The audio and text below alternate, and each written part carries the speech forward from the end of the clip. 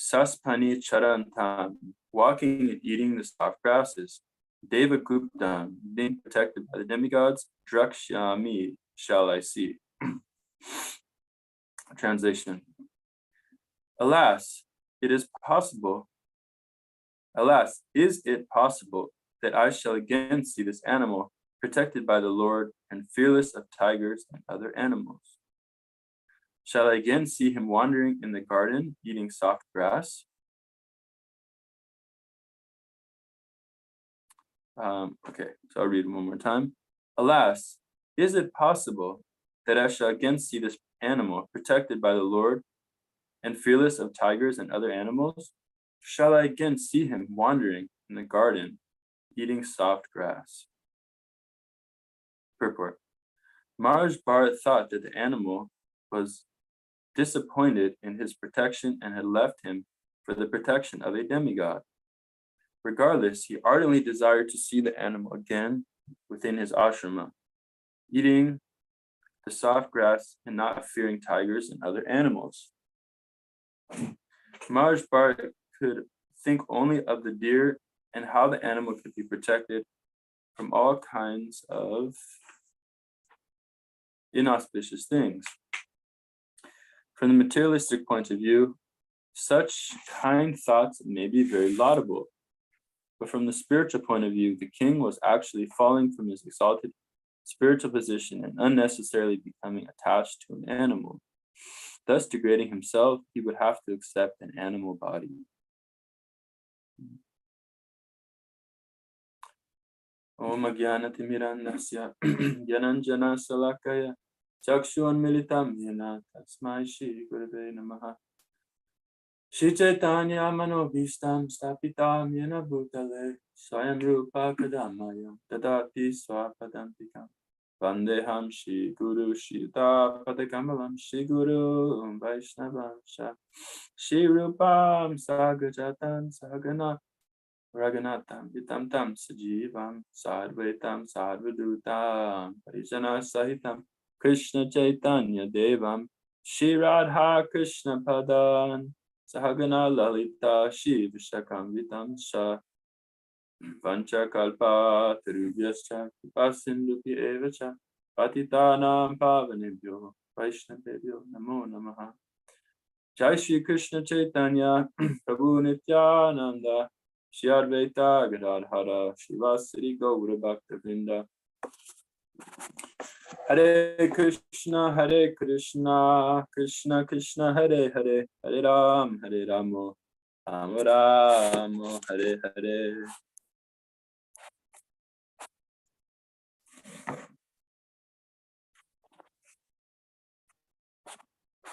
Okay. So thank you all for coming. It's a pleasure to be in this great assembly. Fortunately, my garden shift is now at this time, so I've been a little absent. But anyways, nice I get at least a day or two a week with you, Prabhus. And how refreshing it is to read the Bhagavatam. So now here we're in this pastime of Bharata Maharaj, and here we're hearing of course we know Bharata Maharaj became attached to this deer and was diverted from his spiritual practice.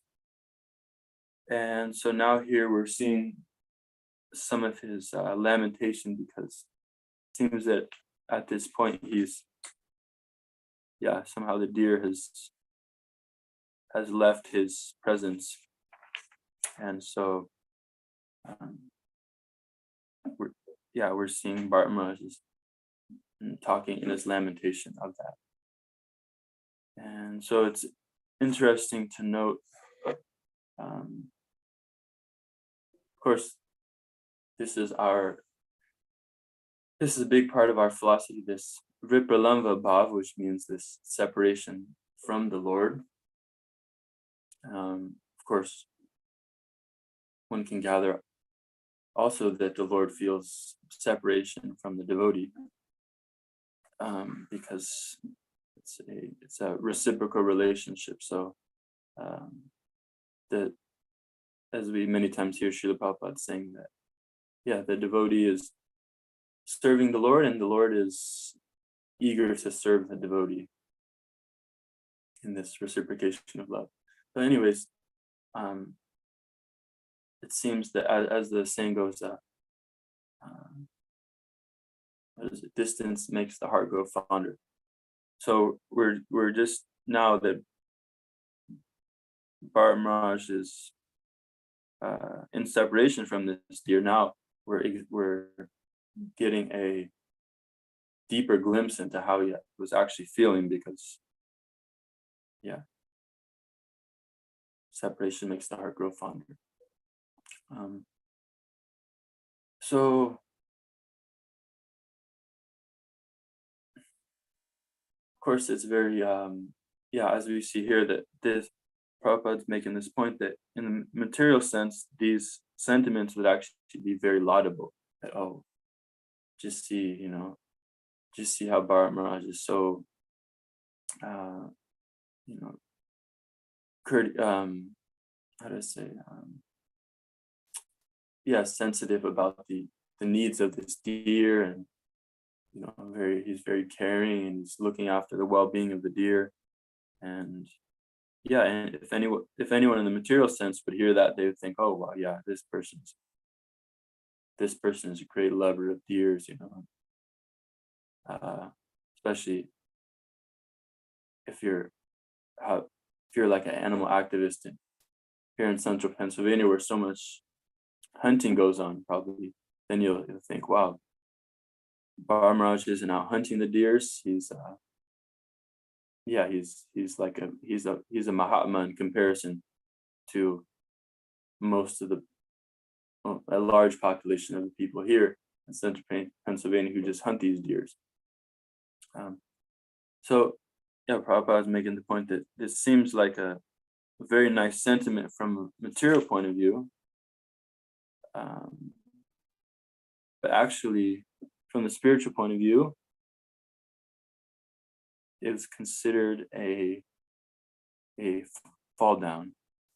He's falling from his exalted spiritual position and unnecessarily becoming attached to an animal.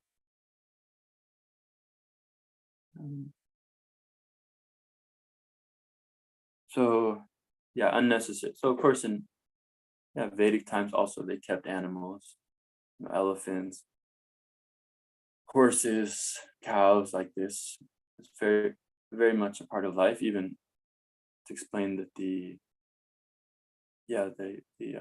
king should look after the well-being of all the animals, and even for the grihastas, describe that the grihastas should also be caring for the animals in the surrounding area. So if there are any animal rights representatives here on the call, then you can know it's not that we're against taking care of animals. No, it's actually the part of our scriptures to take care of animals.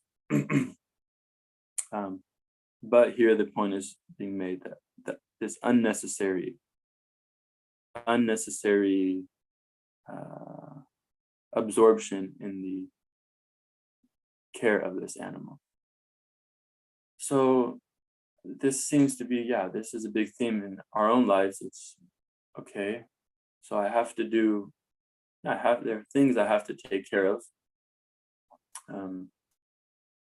I have this material body, and I have relations, people related to me on the material platform, my material possessions I have,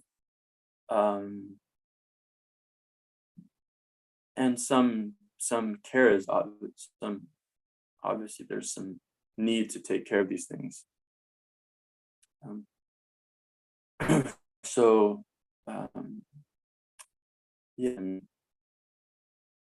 That you can, like I heard Prabhupada saying, if you don't take care of everyone has to work to take care of the body. So similar way, everyone has to maintain their house and all these different things. But the point, so one may say, well, what's the difference? We people who you guys have this very kind of derogatory word for karmis. You call us karmis. We're doing something, but it seems like you guys are also doing the same thing. But the point is that, not to become unnecessarily engrossed in such things. So as Dita says that, one should live a very balanced life. Not too much eating, not too much sleeping, like that. And Bhagavad Gita very, very much tells us this point, how to interact with the material world, in saying that, one only accepts the bare necessities. Saknoti taiva yasuram praksharira vimokshana kama kora vigam devam vimukta mrityum asnute. I think I got that last line wrong, but the verse is saying that one should only accept things that one shouldn't unnecessarily strive for such things. One should just accept what comes kind of easily in its own accord. And see, what are some other verses in this? In this regard, we hear often that one should take care of the body only as much as is required to keep the body and soul together. That living only for the bare necessities of life. This is a common theme brought up. So in this way, we can see that we have to take care of things in relation to this body, but we shouldn't become overly engrossed in them.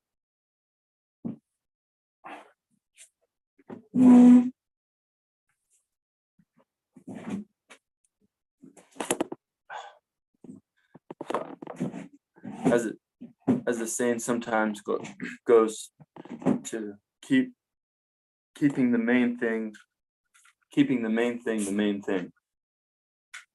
That's the main thing. So we have okay. So this is one lesson that can be learned here, is that one lesson that can be learned from this particular person.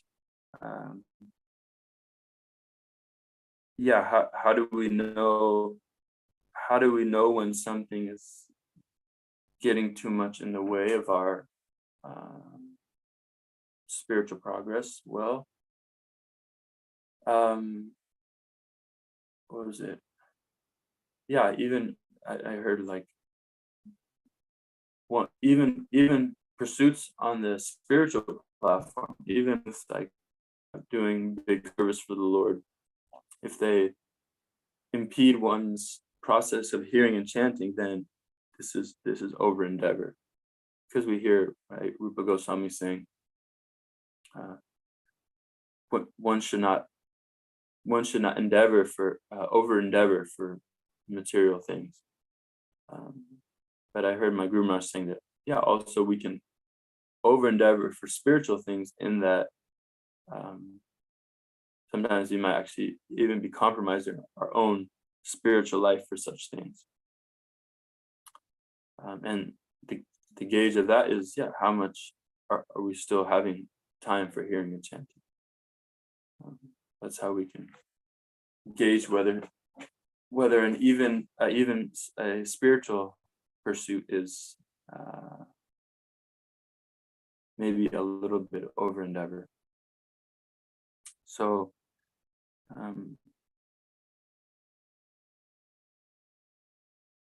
yeah, so this is what we're seeing here. Brahma's in this deer, because obviously his whole meditation is now this deer, this deer, this deer. He couldn't concentrate on his sadhana. Yeah, he wasn't performing his proper oblations and rituals. Everything was just focused on the well-being of this deer. Also, similarly in our lives, how much are these things becoming our full focus?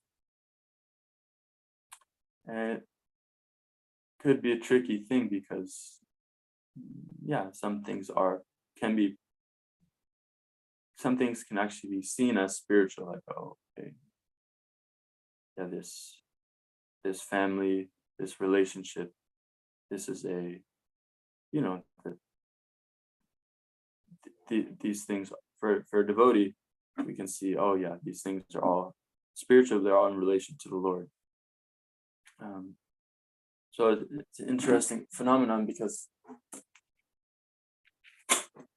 at what point then are we becoming over absorbed in these things to a point where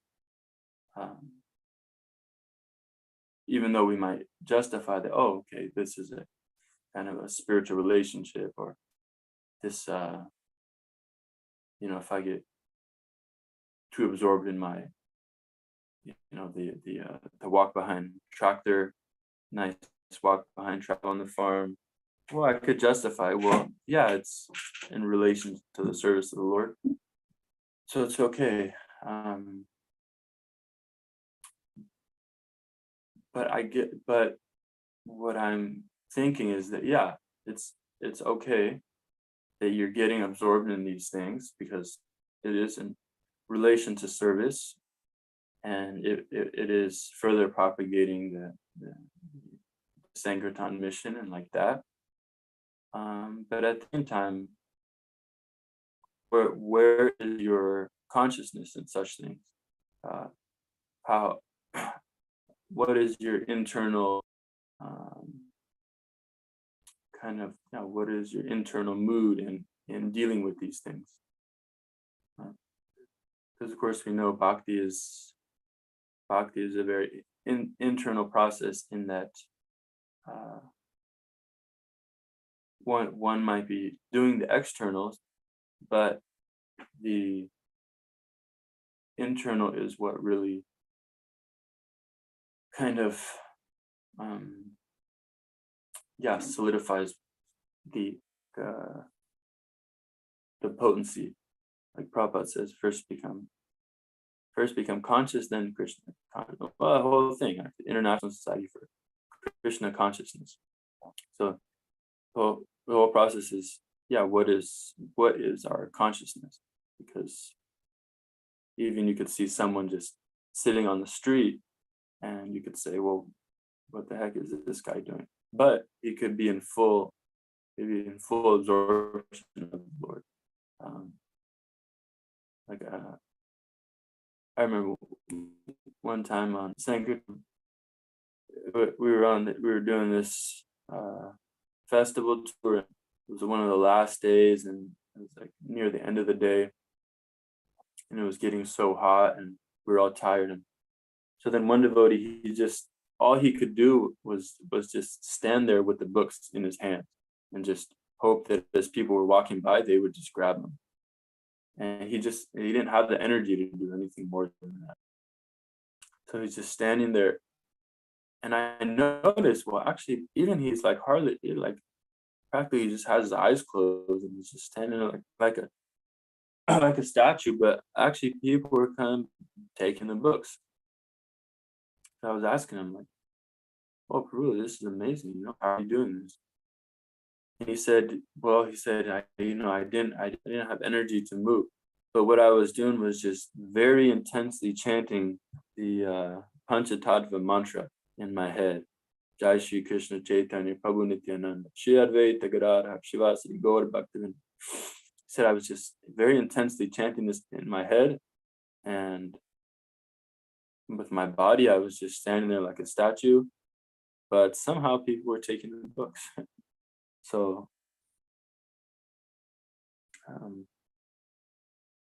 yeah, we can only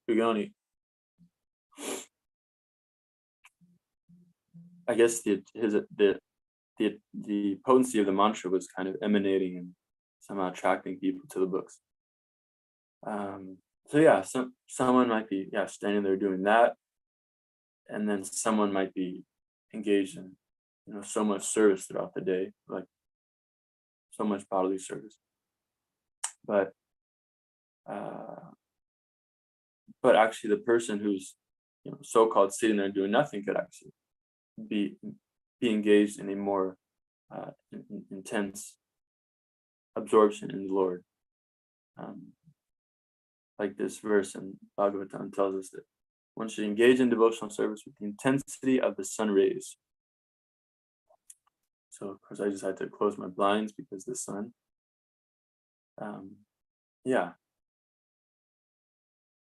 So it's very much, it's very much dependent on the consciousness. So our ability to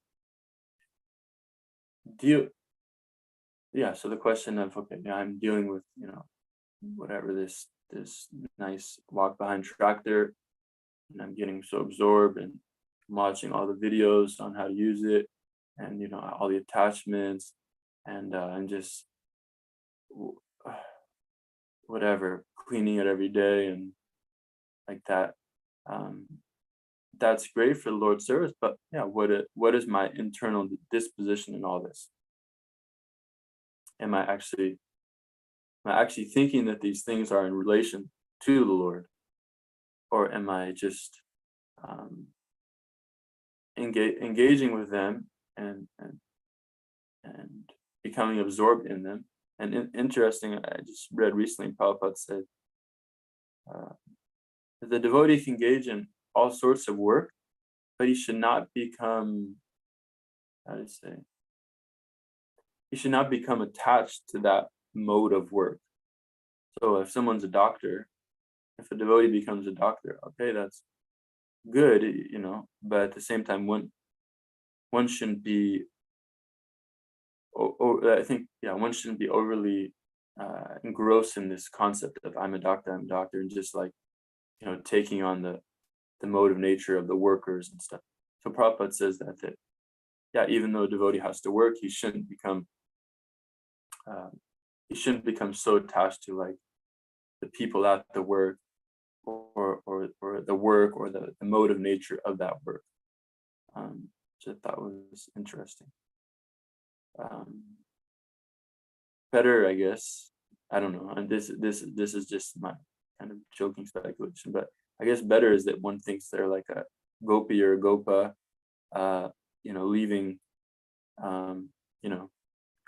their son or friend, whatever their relationship with Krishna, went to work that day, or Krishna went out to the field, and now I'm going to my office job, and I'm really a gopi, but I'm just putting on this certain dress. I'm just kind of halfway joking with that, but because I was thinking, okay, one shouldn't identify with those modes, the modes of that work. So what should one identify with? So why not identify as one of Krishna's cowherd villagers? One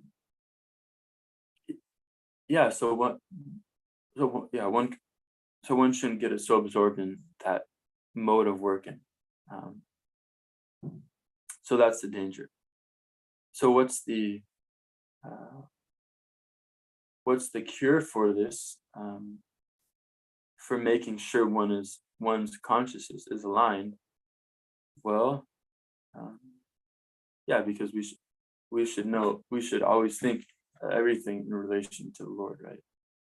This is the whole this is the whole process. Man, mana, bhava, mad bhakto. Yeah, always think of me, worship me, meditate on me. Yeah, yeah. Let me just pull up this one verse.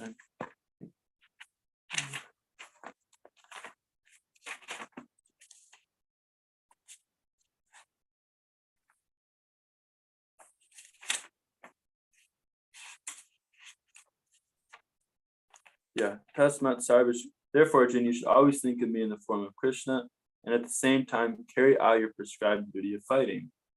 With your activities dedicated to me and your mind and intelligence fixed on me, you will attain me without doubt. So, this is the this is the tenet of. I mean, all the rules and regulations are servants of two principles. That's to always remember Krishna and to never forget him. So all the rules and regulations of the Vedas are meant for those two things. And then one other verse I was thinking, I thought it was 8:5.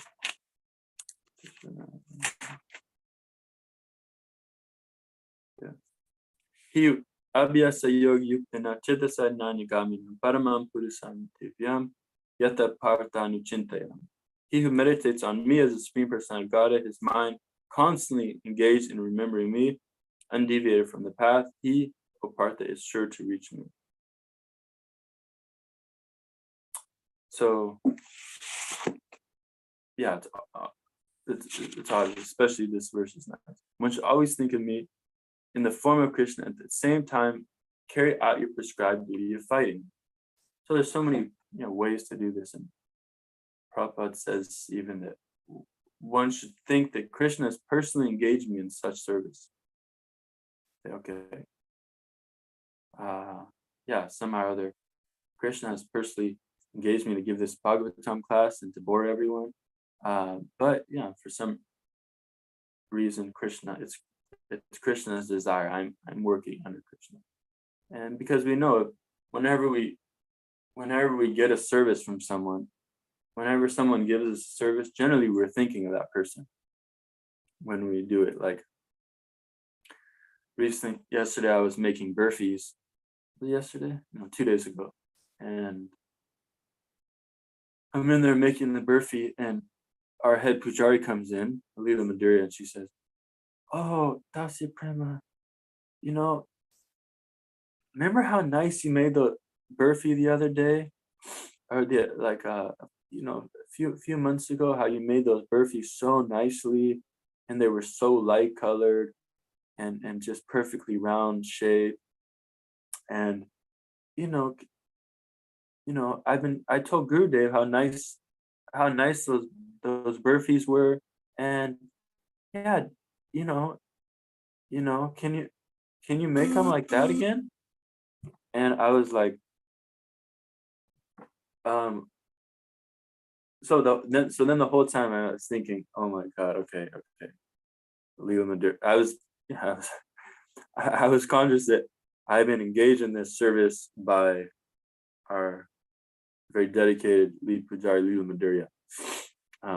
So I couldn't help but thinking of that kind of sweet encouragement the whole time. So in the same way, one should think like this, that I've been engaged in this service by the Lord himself. So it's wonderful that actually every activity in our life can be spiritualized with this, by this process, because one is going out and working. Well, one should think that I'm working to serve the Lord. I'm working in such a way that to support the temple, to support the Sankirtan activities, and in this way, one's activities and one's consciousness actually become spiritualized, like the famous Bhaktivinoda Thakur line that Krishna, I'm just maintaining your family. He says something like, I'm just a, you know, I'm just a caretaker for so servant for your family. So in this way, yeah, all our activities can be linked in this way.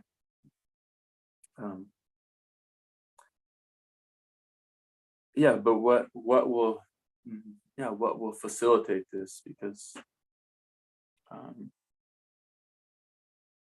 what will facilitate this remembrance that we are actually engaged in these things, engaged in these activities. I'm taking care of this walk behind tractor. For how will I remember that this is for the Lord? And well, Shravanam Kirtanam Vishnu Smaranam Padasevanam Archanam Vandanam Dasyam Sakya Atma Nivedanam. So it starts with this is the verses Prahlad Maharaj stating the 9 processes of devotional service. But what is the basis is this Shravanam Kirtanam. So this hearing and chanting is the way that one can kind of be oriented in the right way.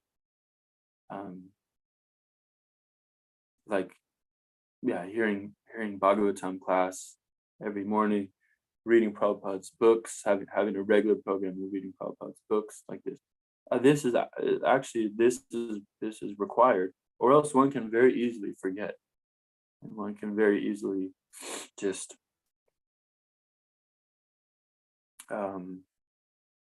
get absorbed in one's activities without actually remembering, what is this all for?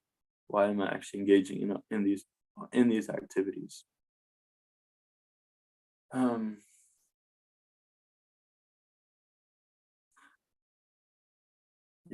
So that's, I guess, the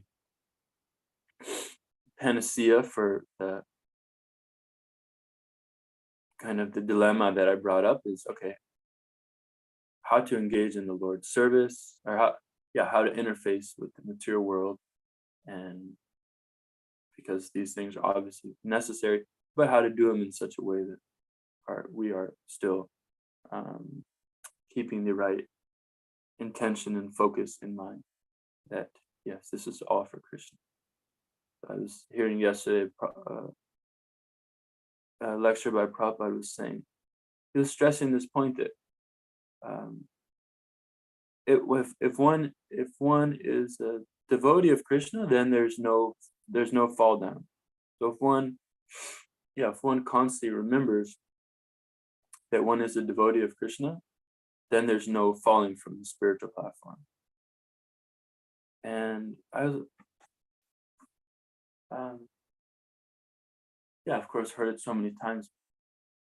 And I was thinking, okay, I mean, one has to be a devotee. Okay, I call myself a devotee, so I guess that means I'll never fall down. But I think the point is being made is that one has to constantly remember. Because Prabhupada says that one has to be in knowledge. One has to be in knowledge, and then one won't fall down. So then there's no chance of a fall down. So in other words, one has to be in knowledge that, okay, all these things are in relation to the Lord, therefore I should engage them in the Lord's service. And then there's no chance of a fall down.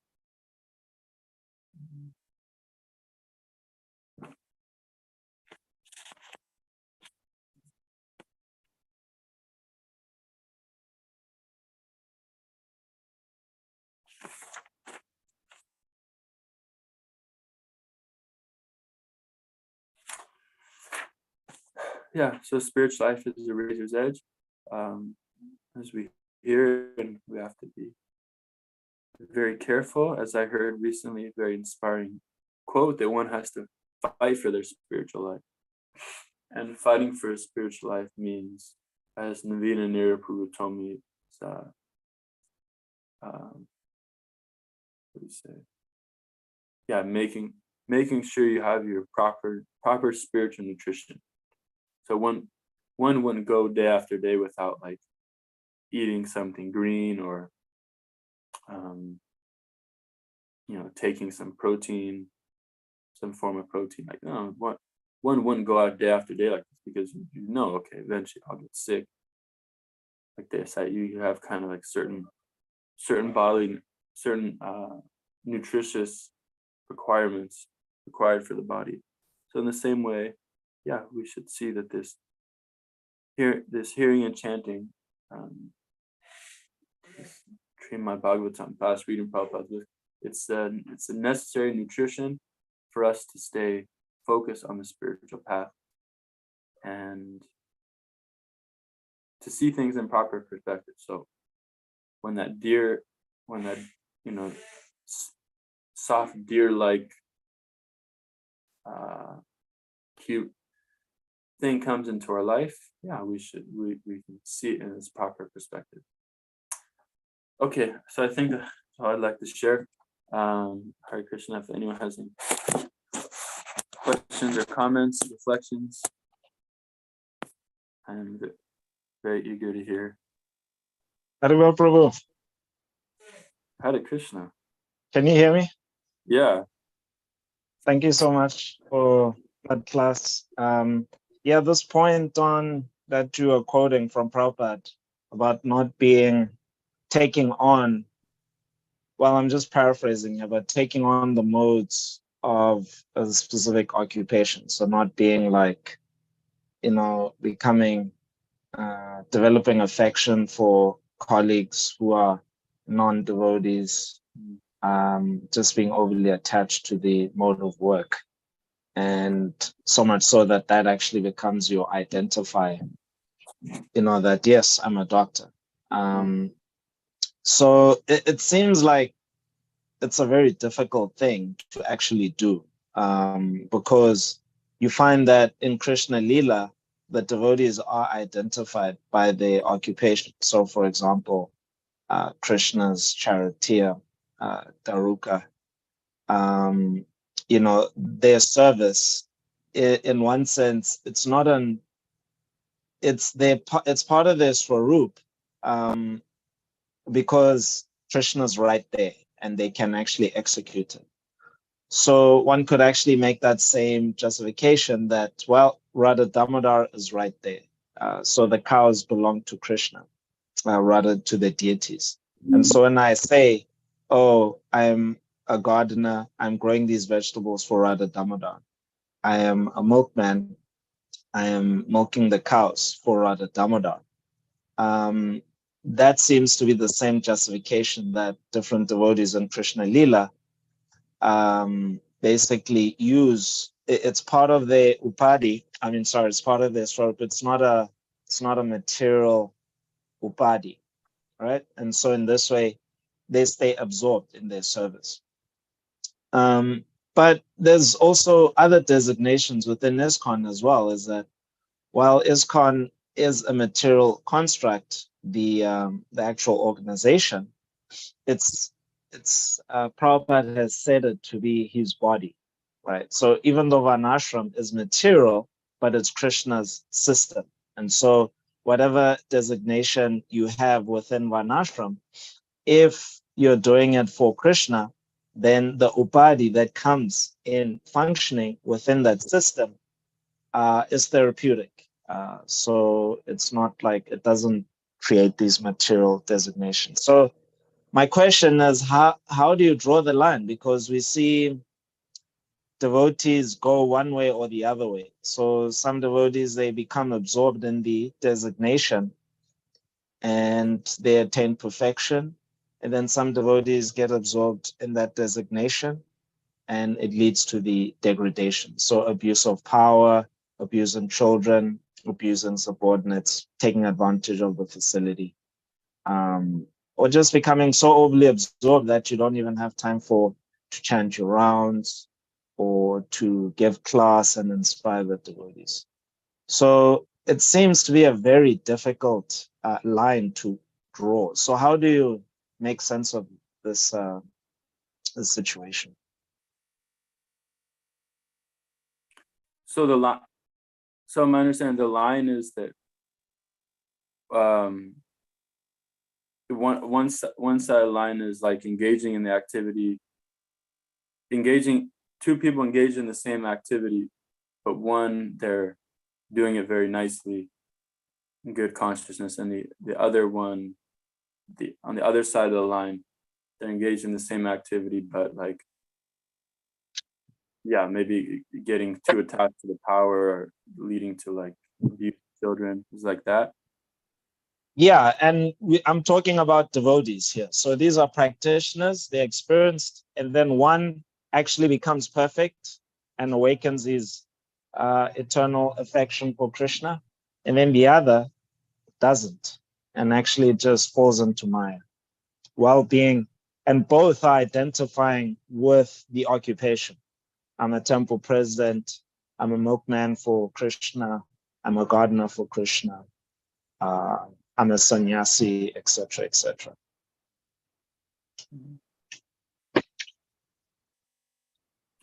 Yeah, I mean, I'd like to hear comments from the other devotees, but I would say that, yeah, the whole picture, yeah, the whole picture should be there, you know, like the one in that position, a management position. Yeah, it's very important that they keep themselves spiritually nourished by hearing and chanting. It's important that they have guidance from senior devotees. It's important that they have good peers to keep them in line. Like, you know, a lot of these lessons we're hearing from this section of the Bhagavatam. And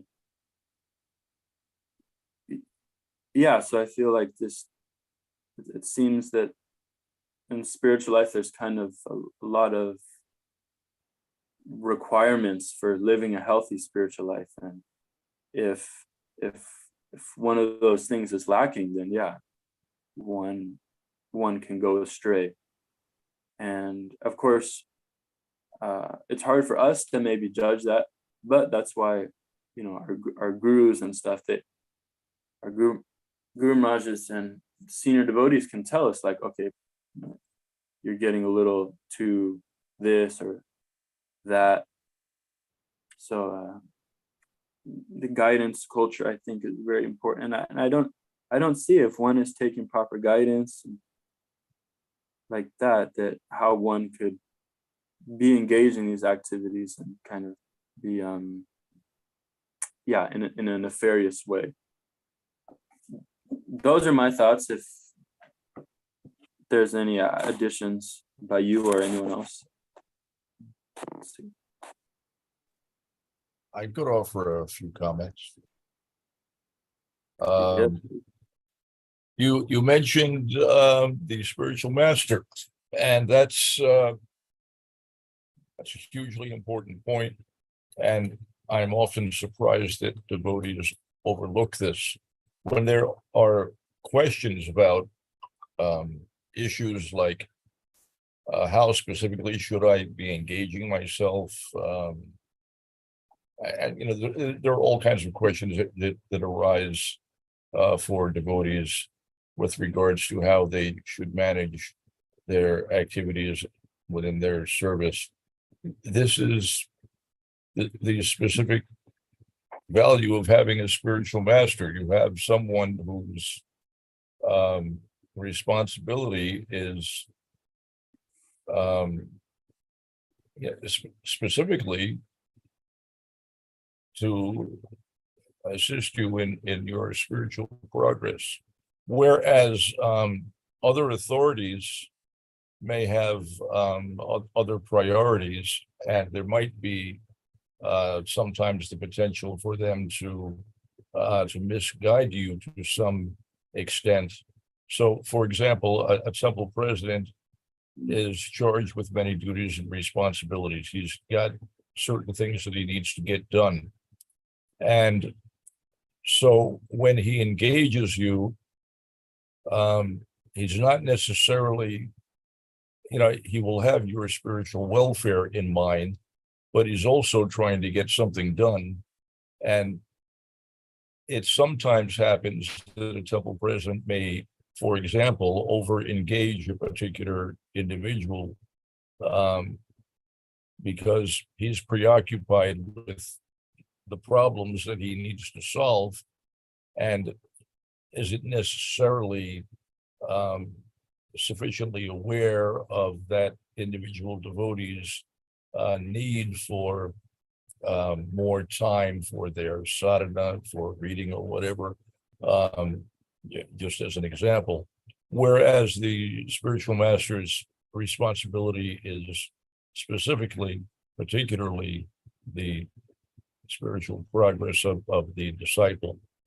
And so placing an inquiry submissively, humbly before the spiritual master when some issue arises is an important thing to do.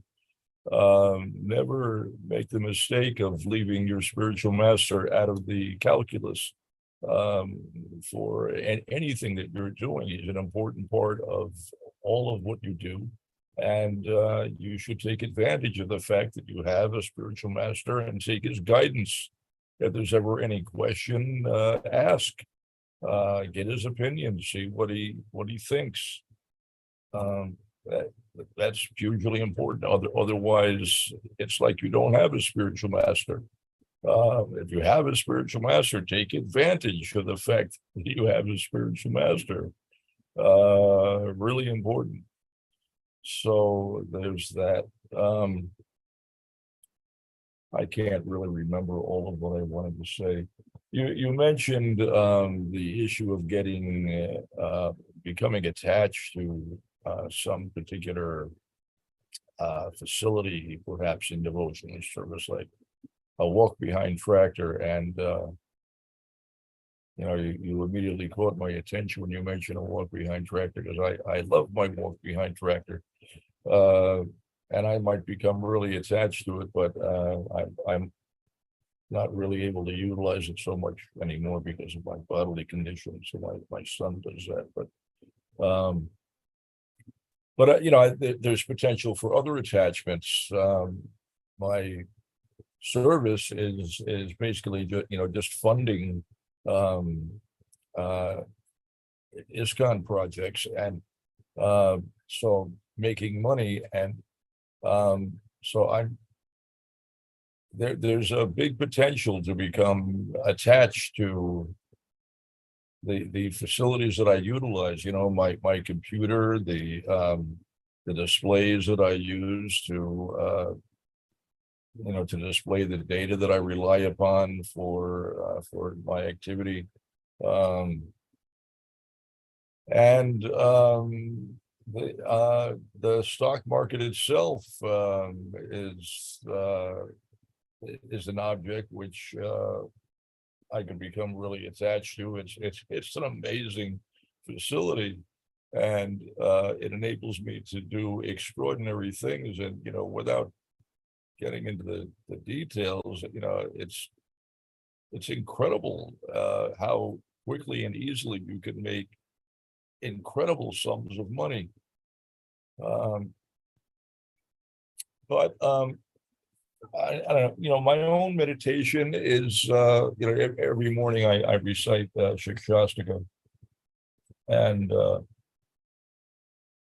I can remember a time when I used to struggle a little bit with the one verse. Nadanam Najanam Nasundarim Kapitam Vajagadishakamaya Mama Janmani Janmanishware Bhavatar Bhakti Rohitiki. Almighty Lord, I have no desire to accumulate wealth.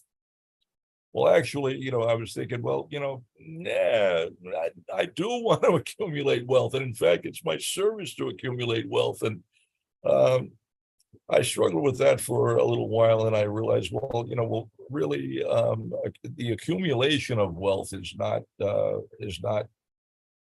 my objective. I give my wealth away, Krishna's given me facility for making Lakshmi, but I don't keep it. I don't utilize it for myself. I contributed to projects, and Krishna explains in Bhagavad Gita that by working in that sort of a way without attachment, it fosters detachment, and that's my experience. That people generally are very attached to money, and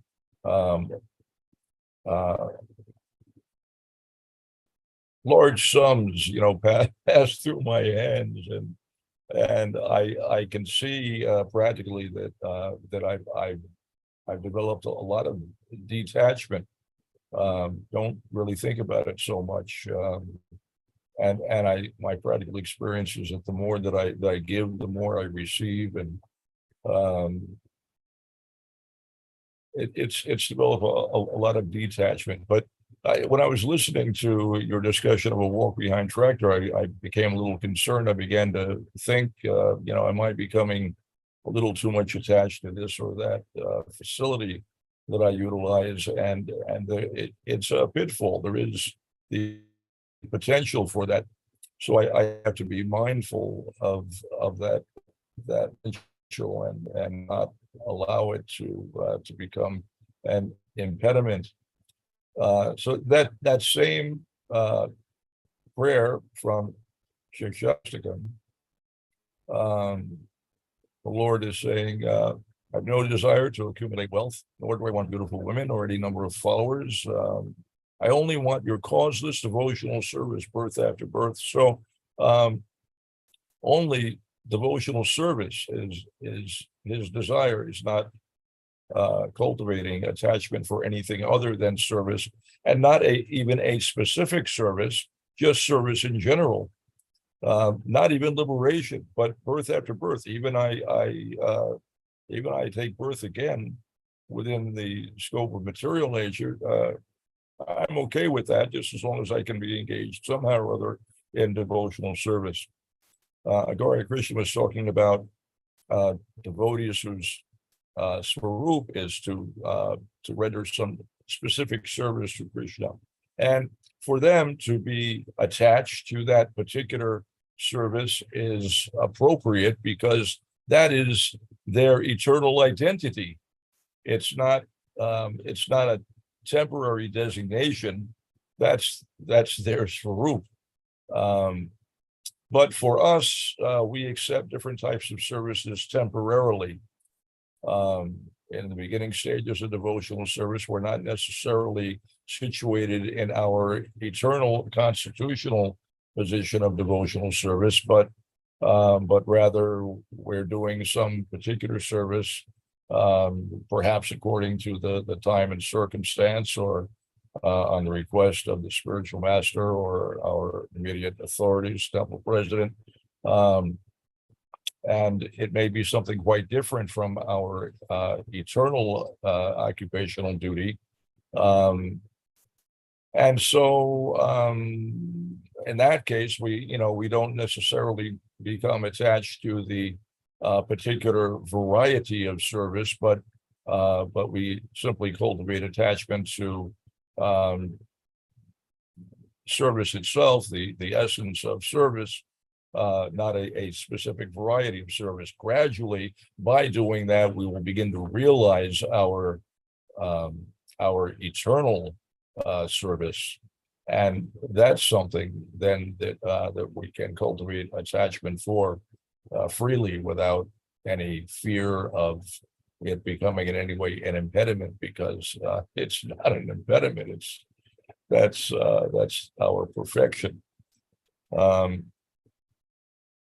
So those are some of my thoughts, and we've gone over 8 o'clock, and I don't know whether we're going to have the benefit of the Lord's darshan today. We'll have to see what happens, but I'll go.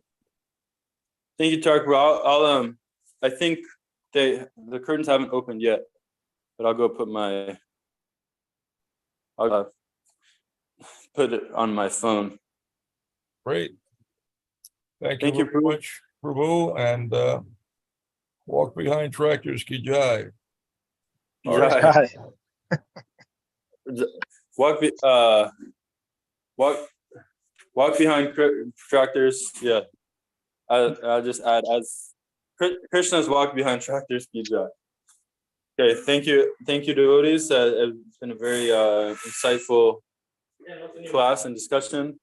Appreciate everyone's participation.